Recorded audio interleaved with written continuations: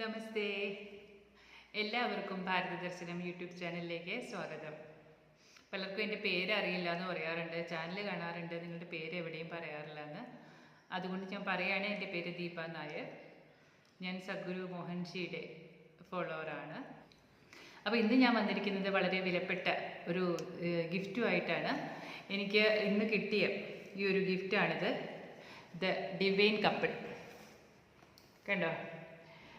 Divine couple എന്ന് പറയുന്നത്, ഈ കപ്പിൾ ആരാണെന്ന് ചോദിച്ചാൽ മഹർഷിയായ അഗസ്ത്യമുനിയും അദ്ദേഹത്തിൻ്റെ പത്നിയായ ലോപാമുദ്ര ദേവിയുമാണ്. ഈ ബുക്ക് എഴുതിയിരിക്കുന്നത് ദേവിയമ്മയാണ്. ദേവിയമ്മയെക്കുറിച്ച് മോഹൻജി ഫാമിലിയിലെ എല്ലാവർക്കും അറിയാം. കാരണം ദേവിയമ്മയെക്കുറിച്ച് മോഹൻജി പറഞ്ഞിട്ടുണ്ട്.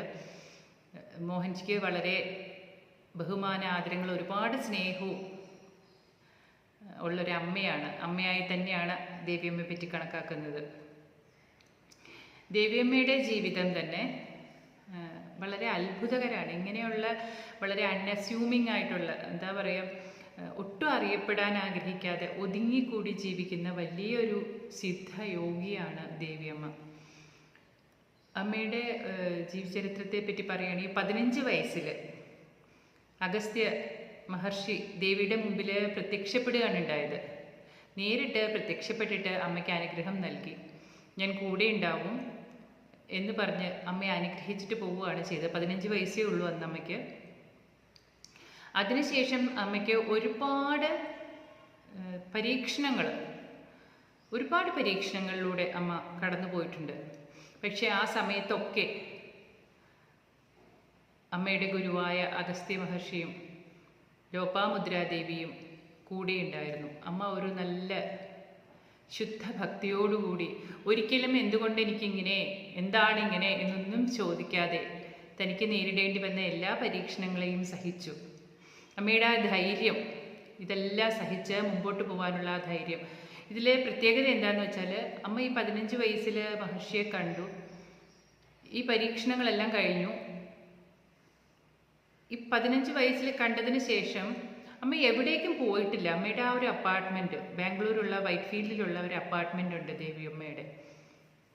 അവിടെ തന്നെയാണ് അമ്മ സ്ഥിര താമസം. അമ്മ എവിടേക്കും വെളിയിലേക്ക് പോയിട്ടില്ല.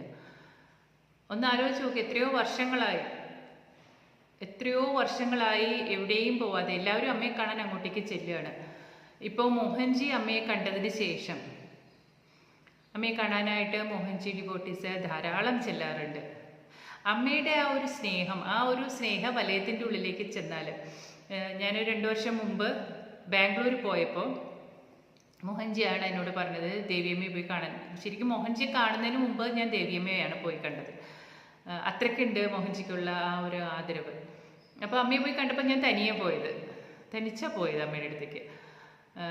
ഈ സാധാരണ ഇവിടെ ഇങ്ങനെ എല്ലായിടത്തും പോകുമ്പോൾ മോള് ചെറിയ ആളെ കൂടി ഉണ്ടാവും. അന്ന് ആളുണ്ടായിരുന്നില്ല. അപ്പോൾ ഞാൻ പോയിട്ട്, അപ്പോൾ ഞാൻ വിചാരിച്ചു അമ്മയുടെ കൂടെ ഇരുന്ന് ഒരു ഫോട്ടോ ഒക്കെ എടുക്കണം എന്നൊക്കെ വിചാരിച്ചിട്ടാണ് പോയത്. പക്ഷേ അവിടെ ചെന്ന് അമ്മയെ കണ്ടു കഴിഞ്ഞപ്പോൾ ഞാനെല്ലാം മറന്നുപോയി എന്നുള്ള, ബ്ലാങ്കായിപ്പോയി. അപ്പോൾ ഈ യഥാർത്ഥ സിദ്ധന്മാരുടെ അല്ലെങ്കിൽ യഥാർത്ഥ യോഗികളുടെ, പുണ്യപുരുഷന്മാരുടെ അടുത്ത് ചെല്ലുമ്പോൾ എനിക്ക് ഐഡൻറ്റിഫൈ ചെയ്യാൻ പറ്റാറ് അങ്ങനെയാണ്. കാരണം ഒന്നും ചിന്തിക്കാൻ പറ്റാറില്ല. എന്ത് വേണം, എന്ത് വേണ്ട, എന്തെങ്കിലും ചോദിക്കണോ, ബ്ലെസ്സിങ്സ് അല്ലാതെ മറ്റൊന്നും ചോദിക്കാൻ പറ്റാറില്ല. അതേപോലെ തന്നെയായിരുന്നു ദേവിയമ്മയുടെ അടുത്ത് ചെന്നപ്പോഴും. തിരിച്ച് വന്നൊക്കെ കഴിഞ്ഞപ്പോഴേ ഞാൻ വിളിച്ചു, അമ്മയുടെ കൂടെ ഒരു ഫോട്ടോ എടുക്കണം എന്ന് വിചാരിച്ചിട്ട് അതുപോലെ ഞാൻ ഓർത്തില്ല. കാരണം മൈൻഡില്ല. അവരുടെ അടുത്ത് ചെന്ന് കഴിഞ്ഞാൽ, പുണ്യപുരുഷന്മാരുടെയൊക്കെ അടുത്ത് ചെന്ന് കഴിഞ്ഞാൽ നമുക്ക് കിട്ടുന്നൊരു ഭാഗ്യം അത്. മൈൻഡില്ലാതെയാവും, നമ്മൾ ടോട്ടലി ബ്ലാങ്കായി പോകും. കാരണം അവരുടെ ആ ഒരു സ്ഥിതി അതാണ്, ശൂന്യത, നിശ്ചലത്വം. ആ ഒരു സ്ഥിതിയിലേക്ക് അവരെ നമ്മളെ നയിക്കുകയാണ്. അതാണ് ഗുരുക്കന്മാരുടെ പ്രത്യേകത. അവരുടെ ഏത് ലെവലിലാണോ അവർ നിൽക്കുന്നത്, അവരുടെ ഡിസൈപ്പിളിനെ അല്ലെങ്കിൽ കാണാൻ ചെല്ലുന്നവരെ ആ നിലയിലേക്ക് പെട്ടെന്ന് എത്തിക്കും. അപ്പോൾ ദേവിയമ്മ അന്ന് കണ്ടപ്പോൾ അമ്മ മോഹൻജിയെ പറ്റി പറഞ്ഞത്, ഒരു മകനെ പറ്റി അമ്മമാർ വളരെ സ്നേഹത്തോടെ പറയില്ലേ, മോഹൻജി ഒരുപാട് സ്നേഹത്തോട്, മോഹൻജിക്ക് ഒരുപാട് സ്നേഹം ഉണ്ടെന്ന് പറഞ്ഞത്. ആ പറയുന്ന അമ്മയ്ക്ക് അത്രയധികം സ്നേഹത്തോടു കൂടിയാണ് ആ അമ്മ മോഹൻജിയെ പറ്റിയും പറഞ്ഞത്. ജഗത് മിത്ര, വിശ്വാമിത്ര, അതായത് വിശ്വത്തിൻ്റെ മിത്രം എന്നാണ് മോഹൻജിയെ പറ്റി ദേവിയമ്മ വിശേഷിപ്പിച്ചത്. അപ്പോൾ എനിക്ക് മോഹൻജിയോടാണ് ആദ്യം നന്ദി പറയാനുള്ളത്. കാരണം ദേവിയമ്മയെ പോലെ അല്ലെങ്കിൽ നാദാനന്ദജിയെ പോലെ ഇത്രയും ഉയർന്ന നിലയിലുള്ള ഗുരുക്കന്മാർ അവർ ആരാലും അറിയപ്പെടാതെ നിൽക്കാൻ ആഗ്രഹിക്കുന്നവരാണ്. അവർക്ക് പബ്ലിസിറ്റിയോ അല്ലെങ്കിൽ എന്തെങ്കിലും പ്രശസ്തിയോ അതിനോടനുബന്ധിച്ച് ആദരവോ ഒന്നും അവർ ആഗ്രഹിക്കുന്നില്ല. പക്ഷെ അവരുടെയൊക്കെ അടുത്ത് മോഹൻജി എത്തുകയാണെങ്കിൽ മോഹൻജിയുടെ ശിഷ്യന്മാരെ അങ്ങോട്ടേക്ക് പറഞ്ഞു വിടുക ചെയ്യുന്നത്. നിങ്ങൾ പോയിട്ട് അനുഗ്രഹം വാങ്ങിച്ചിട്ട് വരൂ. കാരണം അവരുടെയൊക്കെ ദർശനം അവരുടെയൊക്കെ അടുത്തിരിക്കുന്നത് അത്ര പുണ്യപ്രദായകമാണ് എന്നറിയാം. മോഹൻജിക്ക് ഒരു ഈഗോയും ഇല്ലാത്ത കാരണം മോഹൻജി അവരിലേക്കൊക്കെ നമ്മളെ അയക്കുകയാണ് ചെയ്യുന്നത്. അപ്പം അങ്ങനെയാണ് ദേവിയമ്മയെ കണ്ടത്. അപ്പം ഈ ഒരു ഗ്രന്ഥം ഇത് ഗുരുവായ അഗസ്ത്യ മഹർഷിയെക്കുറിച്ചും ലോപാമുദ്രാദേവിയെക്കുറിച്ചും ദേവിയമ്മ എഴുതിയിട്ടുള്ള ഒരു ഗ്രന്ഥമാണ്. ഒരുപാട് നാൾ രഹസ്യമാക്കി വെച്ചിരുന്ന ഒരു കാര്യം ഇതിൽ ദേവിയമ്മ പറയുന്നുണ്ട്. ഇത് ഒരുപാട് നാൾ രഹസ്യമാക്കി വെച്ചിരുന്ന ഒരു കാര്യമാണ്. ഇപ്പോഴാണ്, ഇത്രയും വർഷങ്ങൾക്ക് ശേഷമാണ് അത് പുറം ലോകത്തിന് വേണ്ടിയിട്ട് കൊടുക്കുവാനായിട്ട് അനുമതി കിട്ടിയിരുന്നത്. അതുവരെ വളരെ ചുരുക്കം ആളുകൾക്ക്, അതായത് ഈ ഒരു കാര്യങ്ങൾ അറിഞ്ഞതിന് ശേഷം, ഈ ഒരു സീക്രട്സ് അറിഞ്ഞതിന് ശേഷം വളരെ ചുരുക്കം പേർക്ക് മാത്രമേ അത് ദേവിയമ്മ പാസ് ചെയ്തിട്ടുണ്ടായിരുന്നുള്ളൂ. ഇപ്പോൾ നമുക്കറിയാം നമ്മുടെ ഭൂമിയിൽ വലിയൊരു ഷിഫ്റ്റ് നടന്നുകൊണ്ടിരിക്കുന്നുണ്ട്. ആ ഒരു ഷിഫ്റ്റിൽ അറിയേണ്ടവർക്ക് എല്ലാ കാര്യങ്ങളും ഗുരുക്കന്മാർ വെളിപ്പെടുത്തി കൊടുക്കുന്നുണ്ട്. അപ്പോൾ ഈ ഒരു ബുക്കിലൂടെ അഗസ്ത്യ മഹർഷി പകർന്നു കൊടുത്ത ആ അറിവ് ദേവിയമ്മ നമ്മളുമായിട്ട് പങ്കുവയ്ക്കുകയാണ്. അപ്പോൾ ഈ ഒരു ഗ്രന്ഥത്തെ പറ്റി പറയുകയാണെങ്കിൽ ഇതിനു മുമ്പ് പറഞ്ഞിട്ടുണ്ട്, ശ്രീവല്ലഭ ചരിത എൻ്റെ ജീവിതത്തിലേക്ക് വന്നത് മോഹൻജി എന്നെ എനിക്ക് ഗിഫ്റ്റ് ചെയ്ത്. അന്ന് മോഹൻജി എന്നോട് പറഞ്ഞു ഇതൊരു ലിവിങ് ബുക്കാണെന്ന്. അതായത് ആ ബുക്കിന് ജീവനുണ്ട്, അതിലെ അക്ഷരങ്ങൾക്ക് ജീവനുണ്ട് എന്ന്. അത് എൻ്റെ ജീവിതത്തിൽ സഫലമായി, അത് ആ വാക്കുകൾ ഫലിച്ച ഒരു കാര്യം ഞാൻ പറഞ്ഞിട്ടുണ്ട്.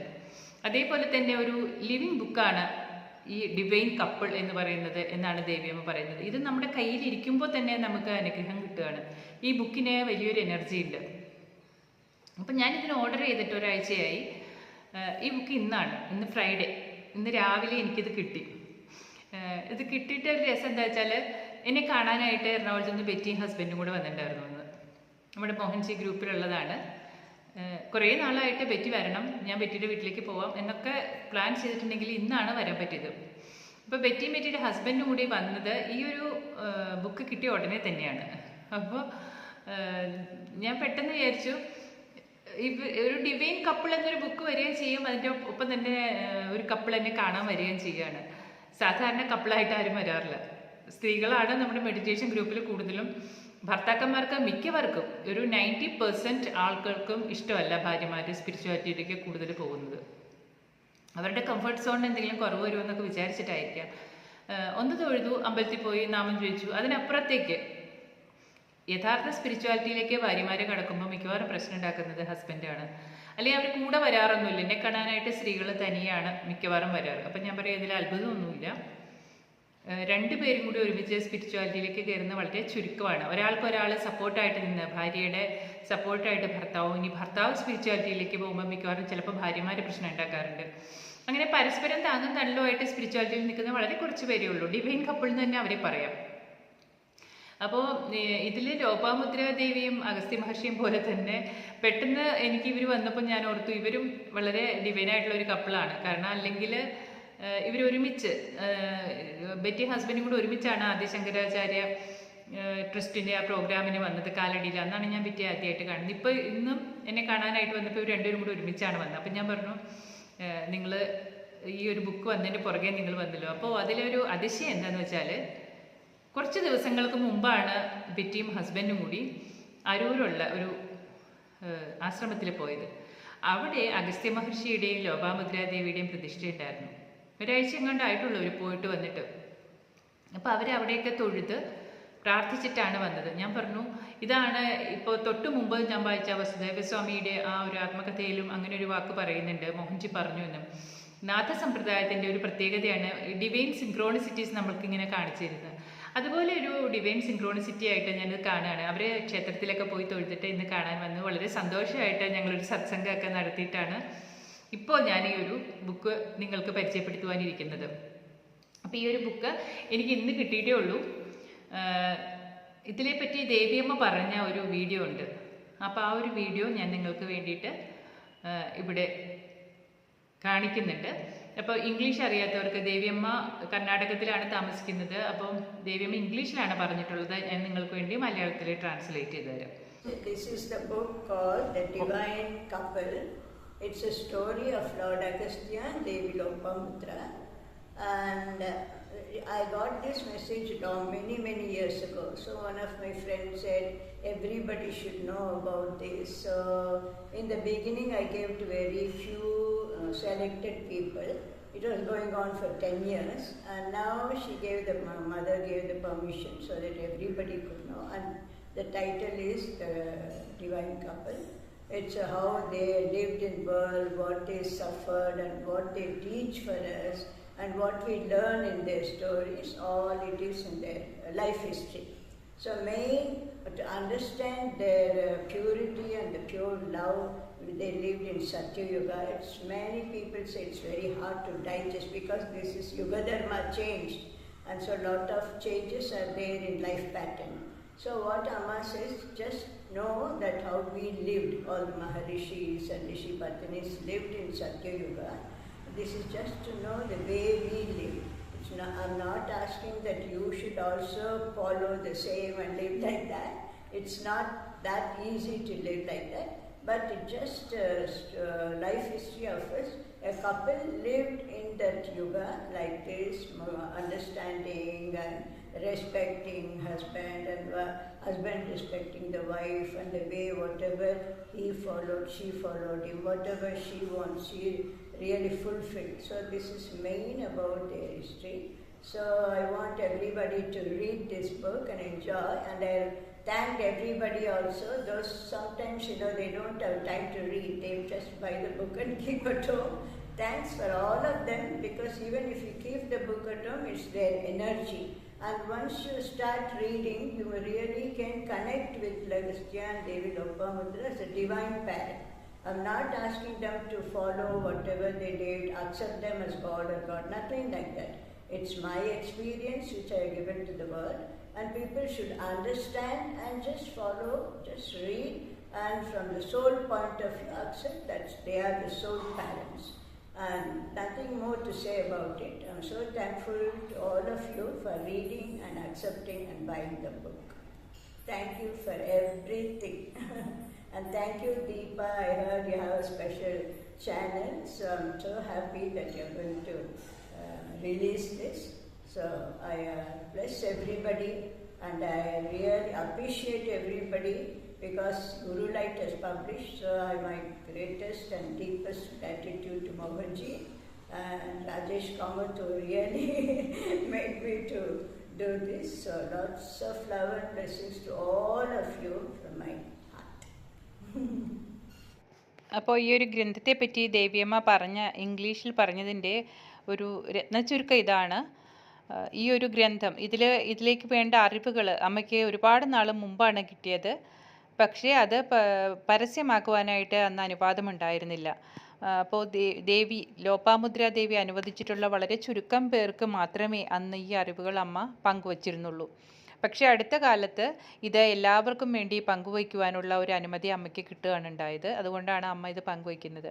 ഇത് ലോപാമുദ്ര ദേവിയുടെയും അഗസ്ത്യ മഹർഷിയുടെയും ജീവിതകഥയാണ്. ഇപ്പോൾ നമ്മൾ കലിയുഗത്തിൽ ജീവിക്കുന്നത് കൊണ്ട് ഇതൊന്നും വിശ്വസിക്കാൻ നമുക്ക് സാധിക്കില്ല എന്ന് അമ്മ പറയുന്നു. കാരണം ഇത് സത്യയുഗത്തിൽ നടന്ന കഥയാണ്. അപ്പോൾ ഇങ്ങനെ ഒരു ഡിവൈൻ കപ്പിൾ ജീവിച്ചിരുന്നു. അവർ ജീവിച്ചിരുന്ന രീതികളൊക്കെ നമുക്ക് വിശ്വസിക്കാൻ ബുദ്ധിമുട്ടായിരിക്കും. അപ്പോൾ അമ്മ പറയുകയാണ്, നിങ്ങൾ ഇതുപോലെ ജീവിക്കണമെന്നൊന്നും പറയുന്നില്ല. കാരണം അങ്ങനെ ജീവിക്കാൻ സാധിക്കില്ല നമുക്ക് കലിയുഗത്തിൽ. അന്ന് ഭാര്യയും ഭർത്താവും പരസ്പര പൂരകങ്ങളായിട്ട് പരസ്പരം ബഹുമാനത്തോടുകൂടി ഭർത്താവ് എന്ത് ചെയ്യുന്നു അതുപോലെ ഭാര്യയ്ക്ക് അനുകൂലമായ രീതിയിൽ ഭർത്താവും പരസ്പര പൂരകങ്ങളായിട്ട് ജീവിച്ചിരുന്നതിൻ്റെ ഒരു കഥയാണ് പറയുന്നത്. അപ്പോൾ അതുപോലെ നിങ്ങൾ ജീവിച്ചില്ലെങ്കിൽ ഈ ഒരു ഗ്രന്ഥം വീട്ടിലുണ്ടെങ്കിൽ അതിൻ്റെ വൈബ്രേഷൻ അത്ര പ്യുവറാണ്. ആ ഒരു എനർജി നമ്മുടെ കുടുംബത്തിൽ ഉണ്ടാകുന്നത് നല്ലതാണ്. നിങ്ങൾക്ക് വായിക്കാൻ പറ്റുകയാണെങ്കിൽ വായിക്കുക എന്ന അമ്മ പറയുന്നത്. അപ്പോൾ അമ്മയുടെ ആ ലോകത്തിനുള്ള സ്നേഹം കൊണ്ടാണ് ഈ ഒരു ബുക്ക് പബ്ലിഷ് ചെയ്തിരിക്കുന്നത്. പിന്നെ എനിക്ക് നന്ദി പറയാനുള്ളത്, ഇതിപ്പോൾ അമ്മ ഞങ്ങൾക്കെല്ലാവർക്കും നന്ദി പറഞ്ഞിട്ടുണ്ട്. നമ്മളെല്ലാവരും അമ്മയോടാണ് നന്ദി പറയേണ്ടത്. പക്ഷേ അമ്മയുടെ ആ ഒരു വിനയം കൊണ്ട് അമ്മ നമ്മളോടൊക്കെ നന്ദി പറയുകയാണ്. എനിക്ക് നന്ദി പറയാനുള്ളത് അതീതയോടാണ്. കോഴിക്കോടുള്ള എൻ്റെ അനുജത്തി അതീതയാണ് ഈ അജയനോട് പറഞ്ഞിട്ട് എനിക്ക് അമ്മയുടെ ഒരു ഇൻ്റർവ്യൂ തരപ്പെടുത്താനായിട്ട് സാധിച്ചത്. അജയനാണ് പോയിട്ട് അമ്മയെ കണ്ട് ഈ ഒരു ഇൻ്റർവ്യൂ എടുത്തിട്ട് ഈ ഒരു വീഡിയോ ക്ലിപ്പ് എനിക്ക് അയച്ചു തന്നത്. അപ്പം ഞാൻ അവരോടാണ് നന്ദി പറയുന്നത്. പിന്നെ മോഹൻജിയോടും അമ്മയോടും ഒക്കെ നന്ദി പറയുകയാണ്. അപ്പോൾ എല്ലാവരും അമ്മയുടെ ഒരു വാക്കുകൾ കേട്ടല്ലോ. ഈ ഒരു ബുക്ക് നിങ്ങളെല്ലാവരും വാങ്ങുക. കാരണം ഇത് വീട്ടിലുണ്ടാകുന്നത് തന്നെ ഒരു ഐശ്വര്യമാണ്. അത് മാത്രമല്ല, ഇത്ര വലിയ ഒരു മഹർഷി അമ്മ എന്നാണ് ഇന്ന് ദേവിയമ്മ ഇതിൽ ഗുരുവിനെയും വൈഫിനെയും പറ്റി പറഞ്ഞിരിക്കുന്നത്. അപ്പോൾ ഈ ഒരു ഡിവൈൻ കപ്പിള് നമുക്ക് തന്നിരിക്കുന്ന ഈ അറിവുകൾ വളരെ മഹത്താണ്. അപ്പോൾ ഇത് ഡിവൈൻ കപ്പിൾ എന്ന് പറഞ്ഞപ്പോൾ നമ്മുടെ ഗുരു മോഹൻജിയും ദേവിയും അതേപോലെ തന്നെ പരസ്പര പൂരകങ്ങളായിട്ടുള്ളൊരു ഡിവൈൻ കപ്പിൾ തന്നെയാണ്. അപ്പോൾ ഈ ഒരു പുസ്തകം നിങ്ങൾ എല്ലാവരും വായിക്കുക. കാരണം വായിച്ചിരിക്കേണ്ട ഒരു പുസ്തകമാണിത്. ഇതിൽ ഞാൻ നിങ്ങൾക്ക് വേണ്ടി ഏതെങ്കിലും ഒരു പോർഷൻ വായിക്കാമെന്ന് കരുതിയിട്ട് വളരെ റാൻഡംലി, ഇത് എനിക്ക് ഇന്ന് കിട്ടിയിട്ടേ ഉള്ളൂ. ഇത് കിട്ടിക്കഴിഞ്ഞിട്ടാണ് ഉടനെ ബെറ്റിയും ഹസ്ബൻഡും കൂടെ വന്നത്. അപ്പോൾ എനിക്ക് അവരോടൊക്കെ സംസാരിച്ചിരുന്നു. ഇതെല്ലാം കഴിഞ്ഞിട്ടാണ് ഞാനിപ്പം ഈ ഒരു വീഡിയോ ചെയ്യാനിരിക്കുന്നത്. അപ്പോൾ അതിൽ കുറച്ച് ഭാഗങ്ങൾ, ഇത് ഇംഗ്ലീഷിലാണ്, എനിക്കറിയാം ബുദ്ധിമുട്ടാണ് ചിലർക്ക് എന്ന്, അതുകൊണ്ട് ഞാൻ മലയാളത്തിലാക്കി പറയാം. ഈ ഒരു ഭാഗം ഞാൻ റാൻഡംലി ഞാൻ വെറുതെ തുറന്ന് നോക്കിയതാണ്. എനിക്ക് കിട്ടുന്ന ഭാഗം നിങ്ങൾക്ക് ഞാൻ ട്രാൻസ്ലേറ്റ് ചെയ്ത് തരാമെന്ന് കരുതിയിട്ടു. അപ്പോൾ ഇതിൽ പറഞ്ഞിരിക്കുന്ന ഭാഗം ഇങ്ങനെയാണ്.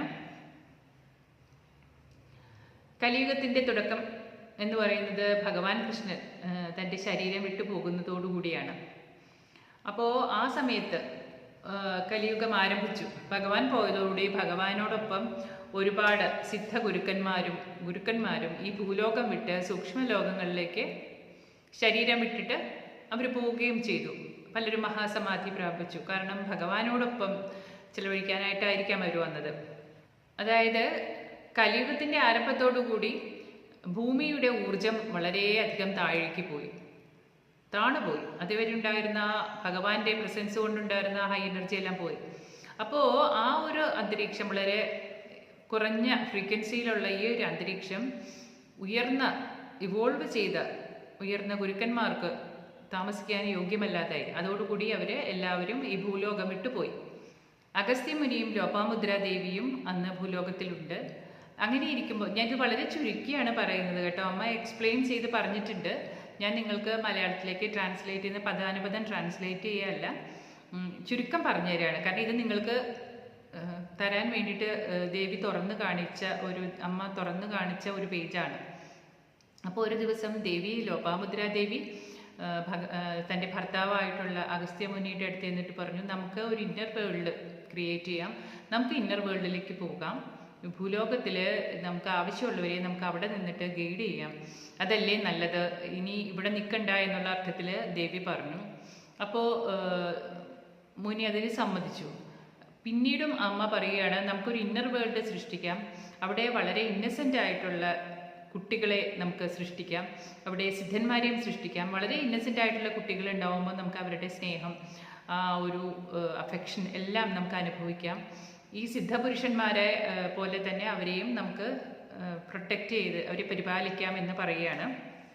അങ്ങനെ ആ കുട്ടികൾ ഈ ആന്തരിക ലോകത്തുള്ള സിദ്ധന്മാരുമായിട്ട് ഇടപഴകുകയും അങ്ങനെ മെച്യൂരിറ്റി വരികയും ചെയ്യട്ടെ, എക്സ്പീരിയൻസ് എല്ലാം ഗെയിൻ ചെയ്യട്ടെ എന്ന് പറയുമ്പോൾ അഗസ്ത്യ മഹാമുനി ചോദിക്കുകയാണ്, അത് പ്രശ്നമാവില്ലേ? ഈ കുട്ടികൾ നമ്മൾ പറയണത് എപ്പോഴും അനുസരിച്ചോളണം എന്നില്ലല്ലോ, അത് ചിലപ്പോൾ നമുക്ക് പ്രശ്നമാവില്ലേ എന്ന് ചോദിക്കുമ്പോൾ ദേവി ഒരു മാതൃസഹജമായ സ്നേഹത്തോടെ പറയുകയാണ്, അങ്ങനെയാണെങ്കിൽ നമുക്ക് ആ കുട്ടികളെ ഭൂലോകത്തേക്ക് അയക്കാം. അവർ ഭൂമിയിൽ വന്ന് അനുഭവങ്ങളെ കൊണ്ട് കാര്യങ്ങൾ പഠിച്ച് അവർക്കൊരു പാകത വരട്ടെ, നമുക്ക് അവരെ ഗൈഡ് ചെയ്തുകൊണ്ടിരിക്കാം. അവർ എന്താണോ ചെയ്യുന്നത്, അവർക്ക് നമ്മുടെ സഹായം ആവശ്യമാകുന്ന സമയത്ത് നമുക്ക് അവരെ ഗൈഡ് ചെയ്യാം. ഗൈഡ് ചെയ്ത് ആവശ്യത്തിന് എക്സ്പീരിയൻസ് എല്ലാം, അതായത് അനുഭവങ്ങളെല്ലാം വന്ന് പാകത വന്നു കഴിയുമ്പോൾ അവർ തിരിച്ചു വന്ന് നമ്മളോട് തന്നെ ചേരട്ടെ, കൂടെ ചേർന്ന് നമ്മളുമായിട്ട് ഒന്നായി തീരട്ടെ എന്ന്. ഇത് ശക്തി എന്ന് പറയുന്ന അമ്മയാണ് ഈ ഒരു കാര്യം മഹാമുനിയോട് സജസ്റ്റ് ചെയ്യുന്നത്. അപ്പോൾ അദ്ദേഹം അത് സ്വീകരിച്ചു. പിന്നെ അമ്മ ഈ ആന്തരിക ലോകത്തിൻ്റെ പ്രത്യേകതകളെക്കുറിച്ചാണ് ഇവിടെ പറയുന്നത്. നമുക്ക് ഈ ഭൂലോകത്ത് നിൽക്കുമ്പോൾ ഒരുപാട് പരിമിതികളുണ്ട്. നമുക്ക് നമ്മുടെ പഞ്ചേന്ദ്രിയങ്ങൾ കൊണ്ട് കാണാവുന്ന ഈ ഭൂലോകം മാത്രമേ ഉള്ളൂ. പക്ഷെ ആന്തരിക ലോകം അങ്ങനെയല്ല. നമ്മൾ ഈ ആന്തരിക ലോകങ്ങളെ പറ്റി, പല ലോകങ്ങളെ പറ്റി നമ്മൾ പുരാണങ്ങളിൽ കേട്ടറിവ് മാത്രമേ ഉള്ളൂ. വലിയ വലിയ സിദ്ധന്മാരും മുനിമാരും എഴുതി വെച്ചിട്ടുള്ളതാണ്. ഇങ്ങനെയുള്ള ലോകങ്ങളുണ്ട് എന്ന് നമുക്കറിയാം, ഗാലക്സികളുണ്ട് എന്നറിയാം. പക്ഷേ അതിനേക്കാളൊക്കെ അപ്പുറത്താണ് ഇന്നർ വേൾഡ്, അതായത് ആന്തരിക ലോകം എന്ന് പറയുന്ന ഈ ഒരു ലോകം. നമ്മുടെ ഇന്നർ വേൾഡ് നമ്മൾ ഉദ്ദേശിക്കുന്ന ആന്തരിക ലോകം അല്ല ഇത്. അതിനൊക്കെ അപ്പുറത്ത് അതിരുകളില്ലാത്ത ഈ ഒരു ലോകം. അവിടെ ലൈറ്റ് ബോഡി, അതായത് സൂക്ഷ്മ ശരീരികളായിട്ടാണ് ആളുകൾ നിൽക്കുന്നത്. നമ്മൾ കേട്ടിട്ടുള്ള കൈലാസം, ഗ്യാൻഗഞ്ച്, ശംഭാല, സിദ്ധാശ്രമം, ഇതിനേക്കാളും ഒക്കെ അപ്പുറത്താണ്, ബിയോണ്ട് ദീസ് പ്ലേസസ് എന്നാണ് അമ്മ അതിൽ പറഞ്ഞിരിക്കുന്നത്. സ്ഥലത്ത് ദ്വൈതമില്ല, അദ്വൈതം മാത്രമേ ഉള്ളൂ. അപ്പോൾ നമുക്ക് ആ ഒരു ദിവ്യത്വം അവിടെ അനുഭവിക്കാനറിയും. അതായത് വളരെ ഡീപ്പായിട്ടുള്ള സമാധി അവസ്ഥയിൽ മാത്രമേ നമുക്ക് ഈ ഒരു ആന്തരിക ലോകത്ത് പ്രവേശിക്കാനാകുകയുള്ളൂ. അവിടുത്തെ ഒരു അമൃതത്വം, അതായത് ഒരു ആനന്ദം അനുഭവിക്കുക എന്ന് പറയുന്നത് വളരെ ദിവ്യാത്മാക്കൾക്ക് മാത്രം സാധിക്കുന്ന ഒരു കാര്യമാണ്. അങ്ങനെ ഞാനിത് മുഴുവൻ പറയുന്നില്ല, നിങ്ങളെല്ലാവരും ബുക്ക് വാങ്ങി വായിക്കുക.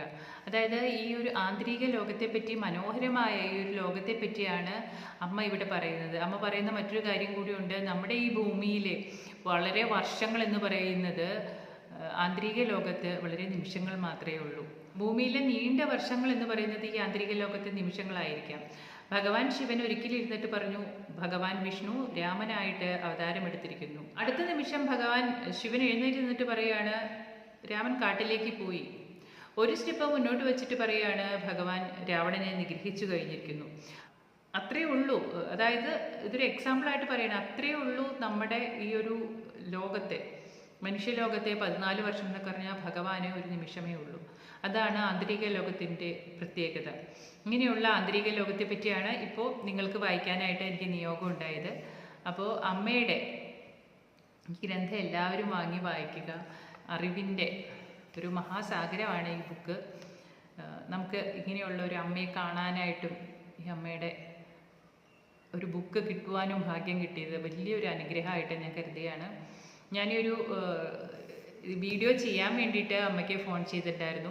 ഇന്ന് ഈ ഒരു ഗ്രന്ഥം കിട്ടിയ ഉടനെ തന്നെ ദേവി അമ്മയ്ക്ക് വിളിച്ച് നന്ദി പറയേണ്ടായി. അമ്മയുടെ ആ ഒരു വിനയം, അമ്മ എന്നോട് പറയുക താങ്ക്സ് അമ്മ. ഞാൻ പറയാം, എൻ്റെ പൊന്നമ്മ എനിക്ക് താങ്ക്സ് പറയില്ലേ, ഇങ്ങനെ ഒരു ഗ്രന്ഥം ഞങ്ങൾക്ക് വേണ്ടി എഴുതിയതിനും അതിങ്ങനെ കിട്ടാനൊരു ഭാഗ്യം കിട്ടിയതിനും അതിനെ പറ്റിയൊക്കെ ഒന്ന് പറയാൻ ഒരവസരം കിട്ടിയതിനൊക്കെ ഞാനല്ലേ നന്ദി പറയേണ്ടതെന്ന്. അപ്പോൾ ഒരു യഥാർത്ഥ മഹാത്മാവ്, വളരെ ഹമ്പിളായിട്ടുള്ള, അത്രയധികം സിദ്ധികളുണ്ടായിട്ടും അതെല്ലാം അമ്മ എന്താ പറയുക, ലോകത്തിൻ്റെ കണ്ണിൽ നിന്ന് മറച്ചു പിടിക്കുകയാണെന്ന് തന്നെ പറയാം അമ്മയുടെ സിദ്ധികൾ. അങ്ങനെയുള്ള അമ്മയെ കാണാനായിട്ട് ഭാഗ്യം ലഭിക്കട്ടെ എല്ലാവരും ഈ ഒരു ഗ്രന്ഥം വാങ്ങി വായിക്കുക. അപ്പോൾ ഇതാണ് ആ ഗ്രന്ഥം, the divine couple. Om Sairam, ജയ് മോഹൻജി.